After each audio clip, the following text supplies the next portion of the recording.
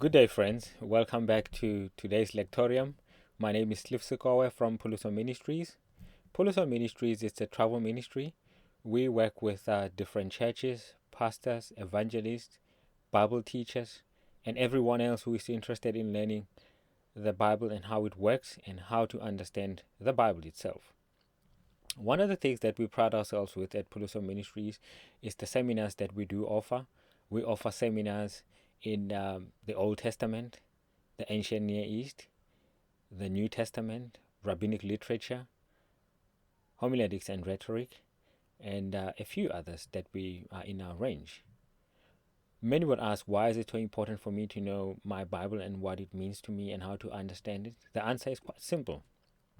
As I've said in my previous videos, that the Bible is actually not a book, but it's a collection of books which come from different times in different places by different authors, and many authors actually had a hand in the composition of the Bible. So we'll make you sensitive to understand those type of things, which actually shape the way you preach from the text of the Bible, the way you read it for your Christian growth, and the way that it may help you in your day-to-day living. As I've said in my previous video, that when you're handling the Old Testament, for example, you are looking at a text that is written in Hebrew, and some parts of it are written in Aramaic.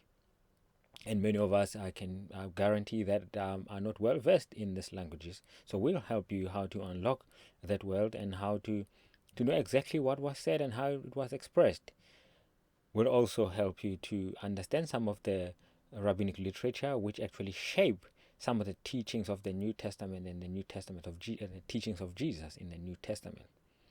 If I may give an example of how critical it is for you to understand the culture and the world actually of the Bible, because it comes from a different culture which we are not accustomed to, and many of us don't know how things were done in the ancient Near East world, where Bible writers were actually writing from, and some of the challenges that they were faced with, and some of the environmental pressures that surrounded them, and we'll help you to unlock some of that in in our teachings. And if you do invite us to your church or your ministry, or to your personal space where we can actually interact with you.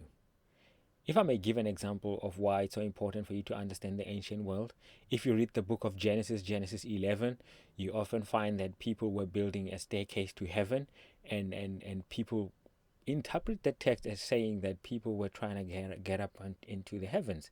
But if you understand how those people conceptualize, you would then understand that they were not actually trying to get into heaven. So these ziggurats that you often find in a form of staircases are actually built all over the ancient Near East. Archaeology has actually shown us lately. But those staircases, the ziggurat, were actually not meant for people to go up to heaven, but they were there to evoke God, the gods of Canaan, to actually come into the temple and dwell with them. So we find that usage in the Hebrew Bible in Genesis 11, where the ziggurat is built, so that these people are trying to evoke the God of Israel to actually come and dwell with them, what we call the cosmic Shekinah, or Shakan, meaning to dwell with them in the temple. If I may give another example, if you switch back into the New Testament, we find that Jesus, when he's teaching, he talks to a rich man. And when he talks to a rich man, he says to him, after the rich man doesn't want to sell off everything that he has to follow him, and Jesus says something very striking. He says, it is impossible for a rope to go through the eye of a needle, just like it would be impossible for a rich man to go into heaven. Why is that so crucial? Well, Jesus is not against people that are rich, but what is he saying? He's using an idiom which people in the ancient world used. Just like we use them in everyday language, we use idioms and metaphors in our language, because idioms and metaphors and similes are actually the backbone of every language. Every language has their own metaphors, similes, and so forth in their everyday use. So what he's saying, we have a problem in the text, because translators of the New Testament, which is written in Greek, like I said, have a problem to actually understand the word gamal. The word gamal, gimel, mem, lamed, which can mean a camel and can also mean a rope. So now, what does it mean in that context? In that context, it actually means a rope. Why a rope? Because a rope is constituted of threads. So you have to unravel the threads one by one so that you can make it fit into the eye of a needle. So Jesus is saying, just like a rich man is not prepared to unravel some of his wealth, so it will be difficult for him to enter heaven, just like a rope, if it's unthreaded, will be impossible to go through the eye of a needle. So that's an idiomatic expression. So you'll be able to understand how Jesus uses that type of expression and how it affects you understanding what Jesus was saying and how to preach from a particular text like that, or how to apply it in your day-to-day life. If I may give another example, um, Jesus talks about when he enters into Jerusalem just before he was crucified. He's riding on a donkey, and some of the Pharisees say to him, "You need to keep quiet, your disciples, because they're making noise." And Jesus says, "It is impossible to keep them quiet, just like it would be impossible to make the rocks cry out." He says, "Yeah, if I keep them quiet, rocks will cry out." But it's not exactly what is being said. What does it mean? What does this idiom mean? Jesus is basically saying, because he was a Jew and he spoke like they spoke in that ancient Near East world of the first century, what he's saying, it is difficult for me to keep quiet someone who has seen the power of God in their lives, because prior to that event, many people were healed by Jesus. Many people were Some blind people, their eyes were opened, and the whole world basically is following this man Jesus. So when these teachers of the law say you have to keep quiet your disciples, it says it's impossible for me to keep them quiet, because if I could do that, then rocks will be able to cry out. So he's actually saying it's impossible for rocks to cry out, just as it is so impossible for a person who has seen the power of God in their life. It's impossible to keep them quiet. So that's basically what Jesus is saying. So it's important for us to understand how they spoke and how they used their language, so that we can be able to interpret it correctly as we read the text of the Bible. If I may give you another example, uh, when Jesus is about to be crucified, we find Peter lingering around Caiaphas' house, and the cousin of Caiaphas, the daughter, she comes to Peter and say, "You sound like him." And Peter denies Jesus, and he cries out, and he begins to curse. Now, how did that lady um, recognize that Peter was a follower of Jesus? The answer is simple if you understand how the culture works. Because Peter is from Galilee, and in Galilee, people speak differently. They speak Aramaic there. And people in Jerusalem, they spoke Hebrew. And also in their synagogue, the liturgy, they would read from the Hebrew text. But people from different places in Palestine spoke differently, such as those who in Galilee were speaking Aramaic, so their accent would have been different to the ones in Jerusalem. Just like today, you may be living in a different province, and people from a different province, if you speak, say, Zulu or whatever, from another province, if I come there and I try to speak like you guys, people can tell that I'm not from there, because my accent will be different to what is the usual accent of that place. So that's what is exactly happening in the text. So the accent of Peter actually gives him away in the text. Another one, if I may throw this one in, when Peter has a conversation with Jesus, and he says, "No, wherever you're going to die, I will die with you."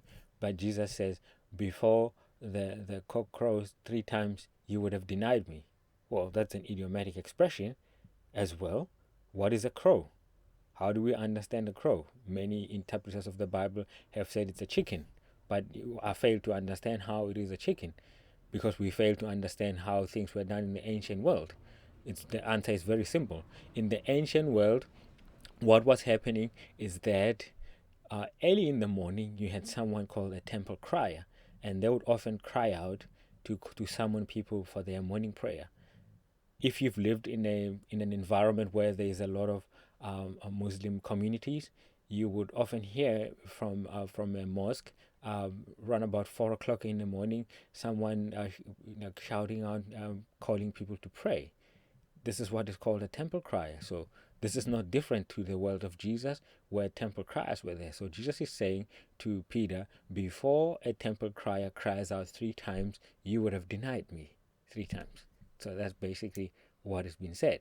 So there's a lot more of these in the Bible, and we would like to come and help you unlock some of these so that you can understand what you're reading, because you're reading a book that is not written to you, but it is written for you. What I mean by that is that the text of the Bible, we can glean lessons from it because it was written to ancient Israelites and Jews in the first century who understood it, because many of them, the early Christians, were predominantly Jews. So we're reading a foreign book. So what do we need to understand a foreign book? We need other resources that can help us unlock that world so that we can know exactly what they are saying. If I may give you one more, because some have said, why is it so important for me to know rabbinic literature? Yeah, well, because Jesus was a rabbi and he taught during the Melu, where rabbis were employing some of the parables, some of the sayings of the sages, and he used them because that's the environment in which he grew in. When you read in Luke 20, verse 17 to 18, it says, and Jesus said, the chief cornerstone whom the builders rejected has become a chief cornerstone. And he says something quite interesting. He says in verse 18, he says, everyone who falls on the stone will be broken to pieces, and the one whom it falls will be crushed. So if we're not accustomed to that, well, we have no idea what Jesus is talking about. But there is a rabbinic parable or saying or idiom in the Midrash which says, and I'll read it to you. It says, if a stone falls on a pot, woe to the pot. And if a pot falls on a stone, woe to the pot.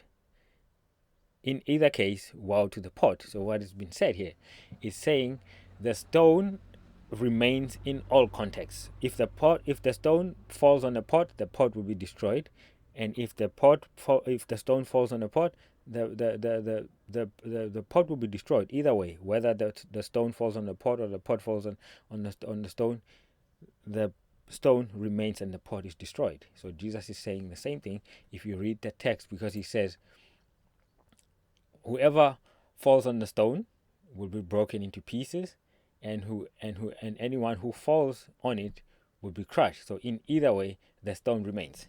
So Jesus himself is saying, me as the Son of Man, if you fall on me, you'll be crushed, or if I fall on you, you'll be broken into pieces. So in either context, Jesus remains. So basically, the moral of the idiom is that whatever you do to me, he's addressing the teachers of the law, I remain. You cannot do anything to do away with me.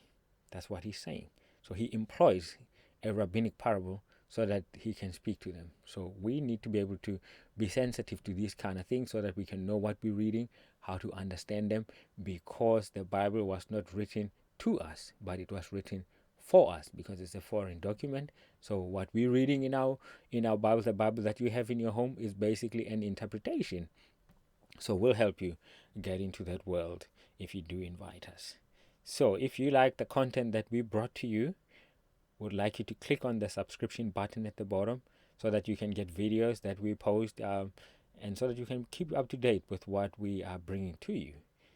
And we encourage you to read, and please do invite us so we can share a lot more, because there's a lot more that we can share. We're just giving you a few examples so that you can see how complex the Bible is, so that you can know how to read it, so that you can understand better, so that you can know what God expects of you and how to draw some lessons from it. If you enjoyed this, then click on that subscription button. Until next time, enjoy. Thank you. Bye.